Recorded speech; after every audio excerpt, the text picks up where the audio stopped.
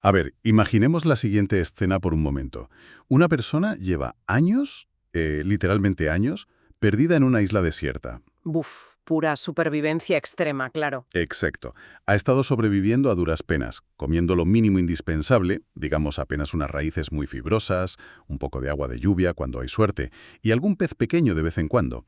O sea, su cuerpo se ha adaptado por completo a la escasez más absoluta. Ujú, su metabolismo está al mínimo, lógicamente. Eso es. Y de repente, un día cualquiera, aparece un barco en el horizonte, y la rescatan. Sube al barco, de rescate, de vuelta a la civilización, y en su primer día le ponen delante un banquete colosal. Madre mía, el choque. Un festín enorme con absolutamente todo lo que nos podamos imaginar. Carnes asadas, salsas súper ricas, montañas de postres, litros y litros de bebidas azucaradas. Si esa persona, presa de la desesperación y de todo el hambre acumulada, intenta comerse todo eso de golpe, ¿qué crees que le ocurre? Antes de continuar, no olvides suscribirte al canal y activar la campanita para no perderte ningún libro como este. Pues que su cuerpo sencillamente no lo soporta. O sea, a nivel biológico le hará un daño terrible. Podría ser incluso letal, porque su organismo ha perdido la capacidad enzimática estructural para digerir tal nivel de abundancia de un segundo a otro. El sistema digestivo está colapsado por la privación prolongada. Tal cual. El cuerpo rechaza de forma violenta todo aquello para lo que no está preparado. Pues fíjate, en este análisis profundo de hoy vamos a diseccionar un fenómeno que funciona exactamente igual que ese banquete en la isla desierta, pero llevado al implacable terreno del dinero. Un terreno en el que, la verdad, casi todos somos un poco náufragos en algún momento de la vida. Totalmente. Hoy nos sumergimos en la filosofía financiera de Gerardo García Manjarres, conocido como Jerry, que es el creador de la inmensa comunidad Mente Millonaria. Vamos a basarnos en fragmentos de su libro Impulso Millonario, Despierta y vuélvete imparable, también en transcripciones de sus presentaciones, reseñas de audiolibros y, bueno, todo el material que rodea su obra. Y el objetivo de este análisis, la misión de hoy, digamos, es desentrañar por qué la relación con el dinero suele estar tan profundamente rota en nuestra sociedad. Queremos descubrir qué herramientas prácticas propone el autor para dejar de sobrevivir a duras penas y empezar a usar el sistema económico a nuestro favor. Para enganchar con esa analogía de la isla que comentábamos, hay un concepto central en los textos que lo explica a la perfección. Es lo que él denomina la desnutrición financiera. Porque resulta que si el ecosistema mental no está preparado, la riqueza te destruye. O sea, los datos que hemos revisado son escalofriantes. Son demoledores, sí. Hablamos de que entre el 85 y el 90% de las personas que ganan la lotería lo pierden absolutamente todo en un plazo de apenas 5 años. Es una barbaridad. 9 de cada 10. Es que se dice pronto. Vuelven a la casilla de salida. O peor, terminan sepultadas en deudas que antes de ganar el premio ni siquiera tenían. Y la razón principal de esto es que carecen de lo que el autor llama el olfato millonario. Es exactamente igual que lo que le pasa al náufrago. No puede digerir el banquete porque le faltan las enzimas necesarias. Pues quien no está preparado mental y emocionalmente para manejar la complejidad que trae la riqueza, sencillamente la dinamita. No es un tema de mala suerte, es un colapso estructural puro y duro. Vale, vamos a desglosar esto, porque para entender cómo generar riqueza y sobre todo cómo retenerla, primero hay que tener clarísimo qué es el dinero y, casi más importante, qué no es. Las fuentes insisten muchísimo en que el dinero es simplemente una energía neutral. O sea, no tiene voluntad propia, no es un ente corruptor. Exacto, es una herramienta, nada más. Pero claro, en gran parte de nuestra cultura, especialmente en los países hispanohablantes, existe un estigma gigantesco. Hay un peso heredado que asume que el dinero corrompe a la gente o que desear abundancia es automáticamente sinónimo de ser un avaro o una mala persona. Ese es, de hecho, el primer gran bloqueo del que se habla. Si existe una relación de odio, de miedo, de culpa o de desconfianza profunda hacia el dinero, el cerebro genera un sabotaje inconsciente. El autor plantea una idea muy potente, y es que la riqueza no es únicamente una cuestión matemática de sumar billetes en una cuenta bancaria, es un concepto verdaderamente integral. Integral en el sentido de que afecta a todo, claro. Eso es, abarca la salud física, la estabilidad emocional y obviamente las finanzas. Antes de continuar, no olvides suscribirte al canal y activar la campanita para no perderte ningún libro como este. Esa pérdida masiva que vemos en los ganadores de la lotería ocurre precisamente porque su ecosistema mental está, como decíamos, desnutrido. El dinero actúa como un amplificador gigantesco. O sea, que si por dentro eres un caos de inseguridades, de complejos, y no tienes ni idea de educación financiera, el dinero solo amplifica ese caos hasta que, literalmente, fluye hacia otras manos que sí estén preparadas para gestionarlo. Exactamente. Los problemas económicos crónicos, en el fondo, son síntomas. Son el resultado de bloqueos emocionales subyacentes que no se han resuelto. Y si seguimos el hilo de esta idea, llegamos a un territorio que a mí me parece súper espinoso. Porque estos bloqueos no solo te dejan la cuenta del banco a cero, sino que destruyen tu entorno más íntimo. Aquí es donde los materiales introducen un término brutal que es la infidelidad financiera. Un tema delicadísimo, sí. Es que va mucho más allá de esconder un billete de 50 euros en el cajón de los calcetines. Desde luego. La infidelidad financiera ocurre cuando se ocultan deudas activamente, cuando se miente sobre los ingresos reales que entran en casa o cuando se esconden gastos compulsivos a la pareja. El libro, de hecho, narra un caso real de un matrimonio que fracasa estrepitosamente, y no por falta de amor, fíjate, Sino por el dinero. por las mentiras sobre el dinero. Uno de los miembros había estado ocultando una carga gigantesca de deudas previas y además mantenía un patrón de compras compulsivas totalmente en secreto. Como consideraban que el dinero era un tabú inconfesable desde que eran novios, pues el problema creció en la sombra. Como un monstruo en el armario. Tal cual, fue devorando los cimientos de la confianza hasta dinamitar la relación por completo. Y esto me hace pensar mucho en la raíz psicológica de este comportamiento. O sea, si alguien siente la necesidad patológica de, no sé, interceptar al repartidor en el portal para esconder las cajas de las compras online o de borrar el rastro de la tarjeta de crédito en el ordenador, ¿no es el miedo a hablar de finanzas un reflejo directo del miedo a mostrar una vulnerabilidad extrema? Totalmente. Es puro miedo al juicio. Escondemos los extractos bancarios como si estuviéramos encubriendo una doble vida. Porque en cierto modo, esos números, esos extractos, revelan con una honestidad brutal cuáles son nuestras verdaderas prioridades y nuestros impulsos más irracionales. Lo fascinante aquí es cómo conectas la presión externa con el vacío emocional interno, porque vivimos en un sistema, en una economía de la atención, que está diseñada milimétricamente para crear insatisfacción, y esos gastos excesivos, esos que se intentan ocultar a la pareja, son casi siempre intentos desesperados de anestesiar esa insatisfacción constante. Claro, compras por el chute de dopamina. Eso es. No se compra un objeto por su utilidad real. Se compra por el alivio psicológico momentáneo frente a la ansiedad o frente al estrés laboral. Por eso, el autor insiste en que el bienestar tiene que estructurarse en 3 pilares que son inseparables. Él los llama el imperio mental, el imperio financiero y el imperio emocional. Qué interesante. O sea, si sanamos el imperio emocional y empezamos a entender de verdad por qué compramos lo que compramos, logramos neutralizar el efecto de esos algoritmos de Instagram o de cualquier red social que nos bombardean. Exacto. El dinero deja de ser una tirita para tapar la tristeza. Y la honestidad radical en la pareja se convierte en el cimiento de una fortaleza económica conjunta, en lugar de ser un motivo de divorcio. Pero, a ver, entender el origen del problema es solo la mitad del camino. Porque si esos bloqueos, esos vacíos emocionales y las presiones de los algoritmos nos mantienen estancados en trabajos que odiamos solo para pagar cosas que en realidad no necesitamos, ¿cuál es la vía de escape real? Pues las fuentes apuntan a algo que suena muy duro, y es forzar la salida de la zona de confort. De hecho, se menciona la propia historia de Jerry, del autor. En 2015, él estaba en su piso profundamente deprimido y frustradísimo con un trabajo que no le llenaba en absoluto. Un punto de quiebre. Absoluto.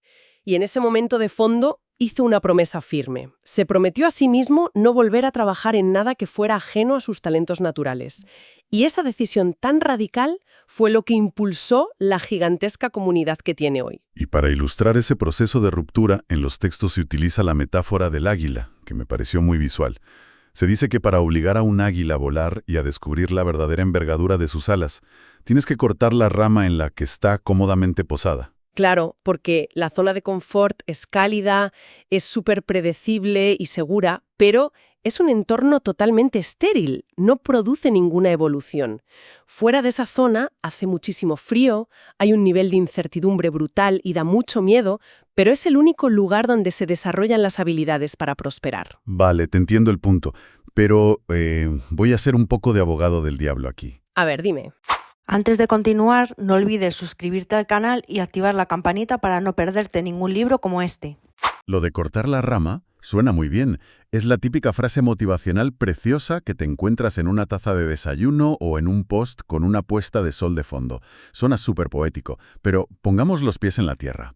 En el mundo real, esas ramas son la hipoteca, es el alquiler, es la factura de la luz, el supermercado. ¿Tiene algún sentido, ya sea a nivel psicológico o financiero, simplemente saltar al vacío, dejar el trabajo de golpe y, no sé, esperar que te salgan alas antes de estrellarte contra el asfalto? Me parece una objeción fundamental y además absolutamente necesaria para quien nos escuche.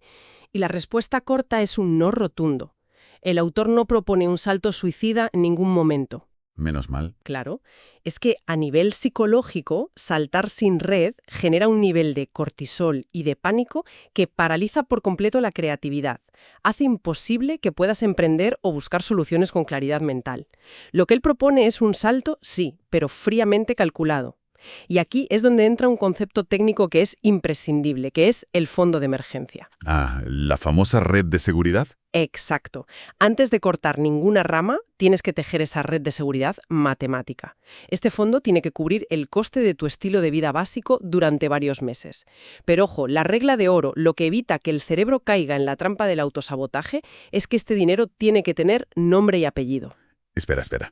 ¿A qué te refieres exactamente con ponerle nombre y apellido a un fondo de ahorros? A que no puede ser una simple cuenta bancaria genérica que ponga ahorros. Tiene que estar etiquetada tanto mentalmente como literalmente en la aplicación del banco. Por ejemplo, la puedes llamar Fondo Intocable para Transición Profesional o Fondo Escudo para Salud. Ah, vale, o sea, darle una identidad. Eso es. Al ponerle ese nombre tan específico, estás creando una barrera de fricción psicológica fortísima.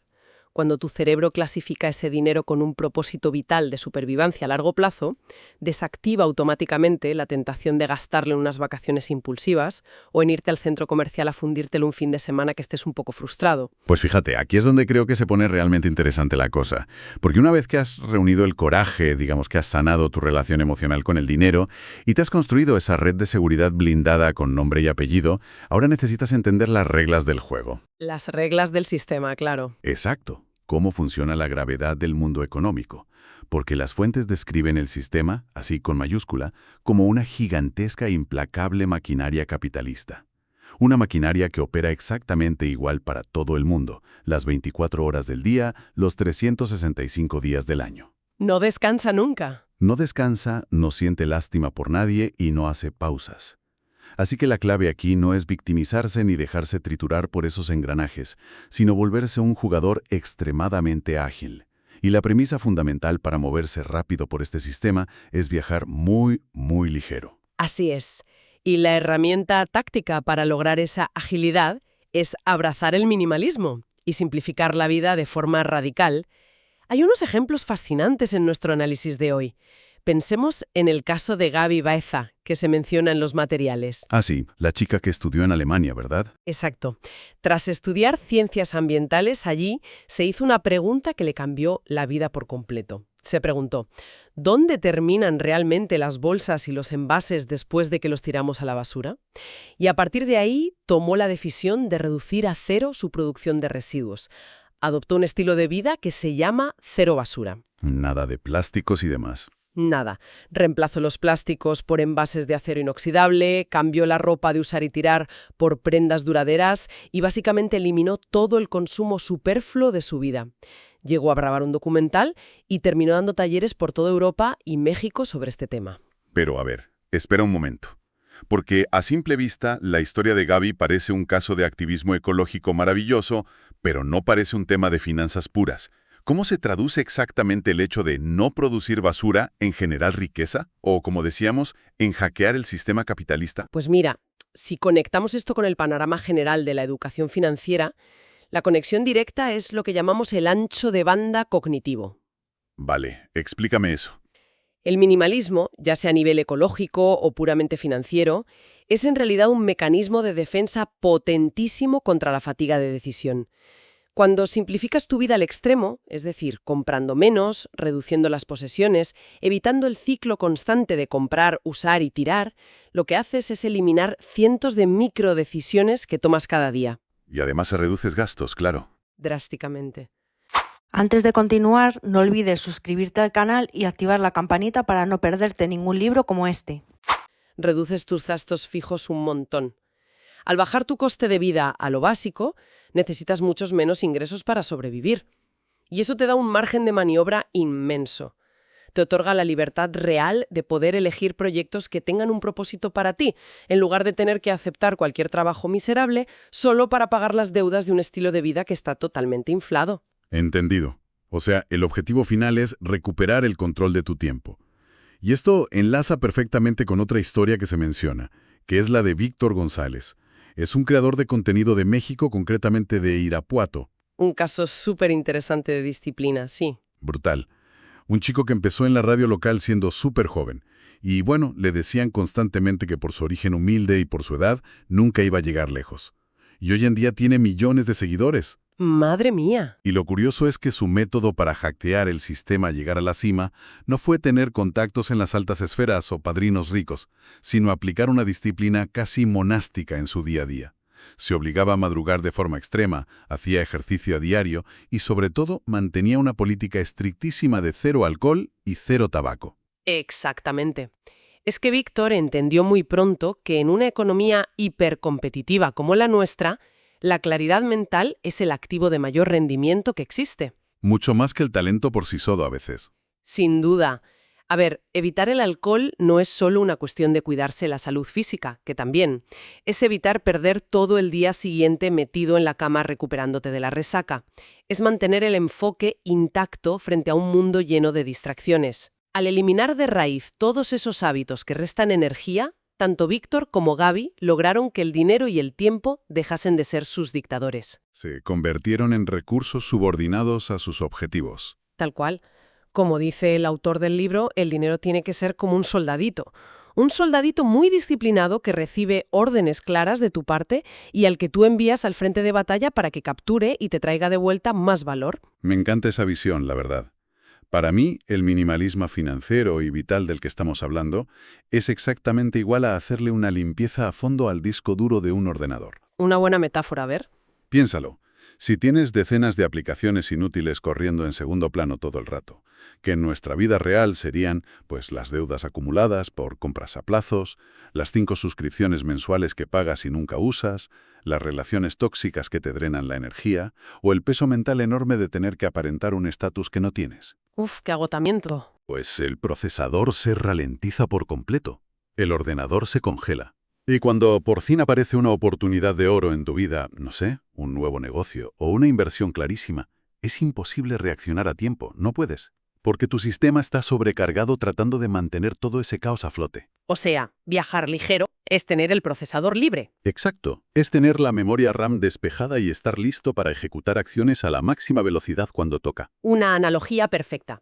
El problema, y aquí viene la parte dura, es que formatear ese disco duro interno y mantenerlo limpio no es nada fácil. Hay muchísima resistencia psicológica. Por ejemplo, el autor, al ser mexicano, utiliza un término muy gráfico para esto, que es la cruda financiera. Que aquí en España llamaríamos una resaca financiera en toda regla, vamos. Exactamente.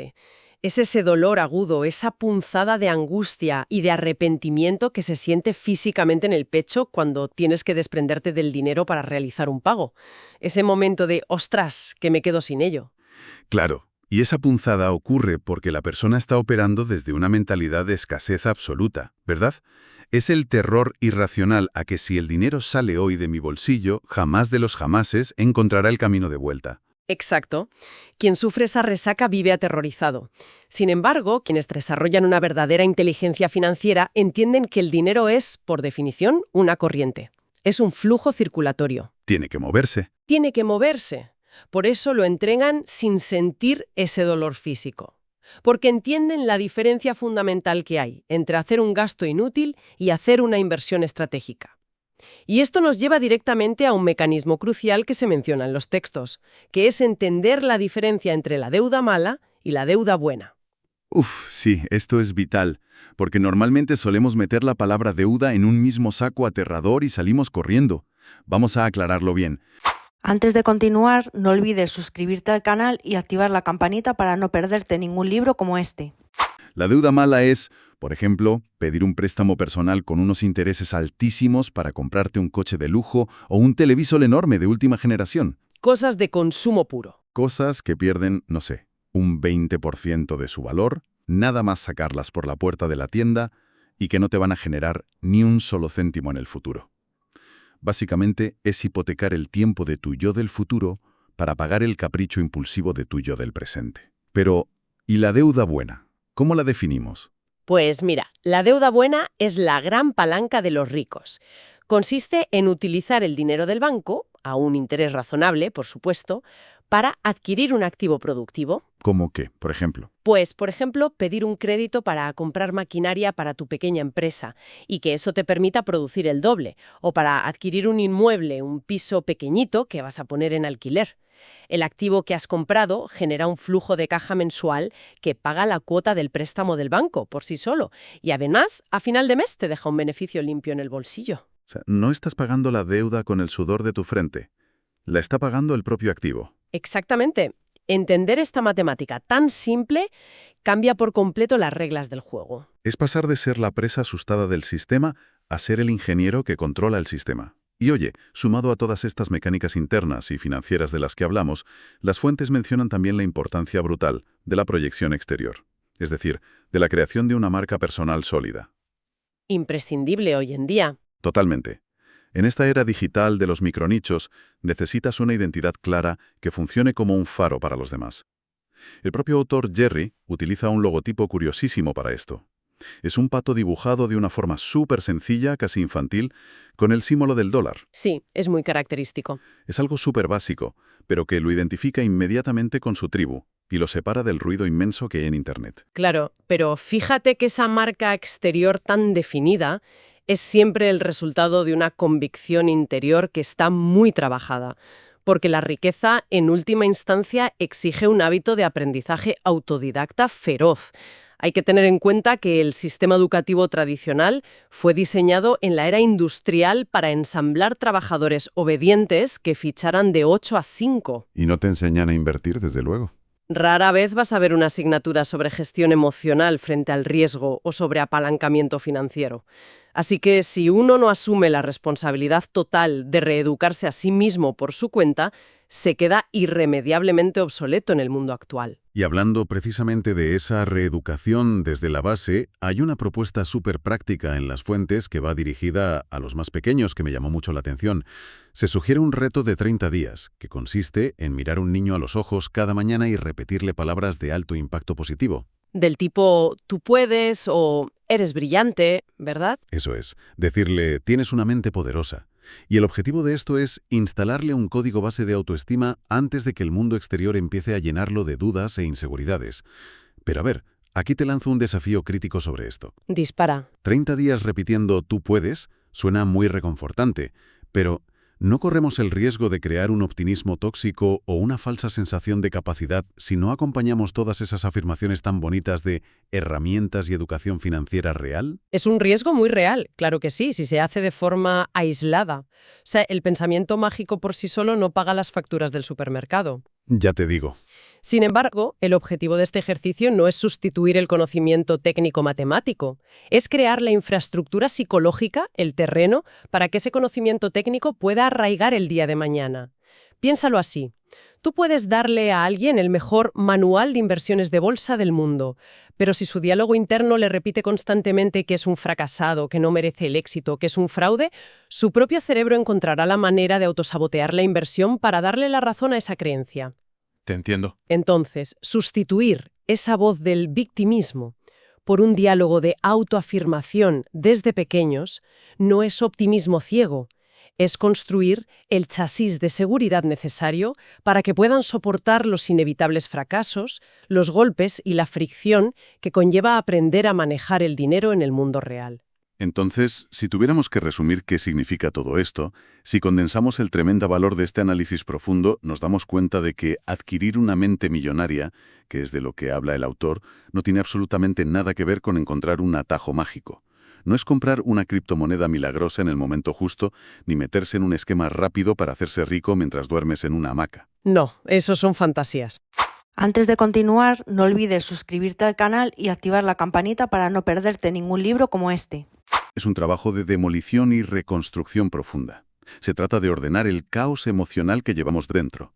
Se trata de dejar de ver el dinero como un tabú oscuro y abrazar una honestidad radical, empezando por abrir las cuentas compartidas y hablar claro con nuestra propia pareja. Sin esconder nada. Nada.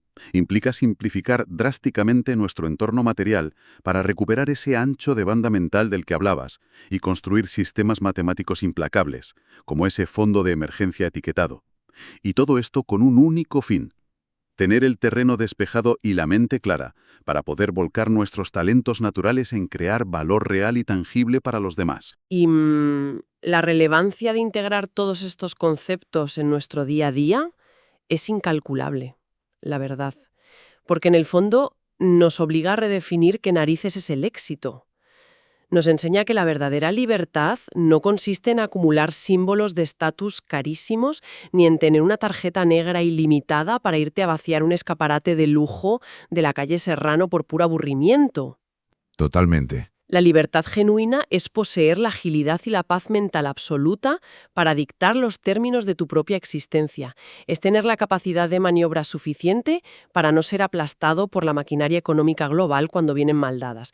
Quien logra dominar sus emociones, controla su consumo. Y quien controla su consumo, al final retiene su dinero. Y quien retiene su dinero, finalmente se convierte en el único dueño de su tiempo y de su destino. Brutal.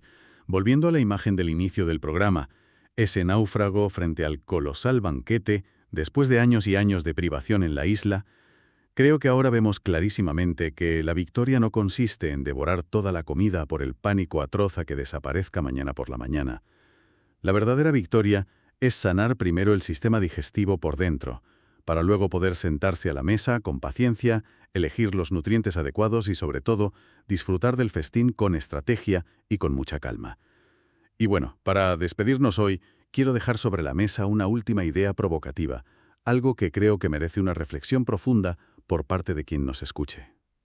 A ver, cuéntanos. Sí, como hemos debatido durante este rato, la forma exacta en la que gastamos nuestro dinero es un reflejo transparente de nuestras inseguridades más profundas, de nuestros apegos infantiles y de nuestros vacíos emocionales. Si un extraño cualquiera encontrara nuestro último extracto bancario tirado en mitad de la calle y solo pudiera juzgarnos basándose en esas transacciones, ¿qué historia contaría ese simple documento de papel sobre quiénes somos realmente por dentro? Antes de continuar, no olvides suscribirte al canal y activar la campanita para no perderte ningún libro como este. Libros que abren puertas, palabras que enseñan más. Dinero y libertad, todo lo vas a lograr.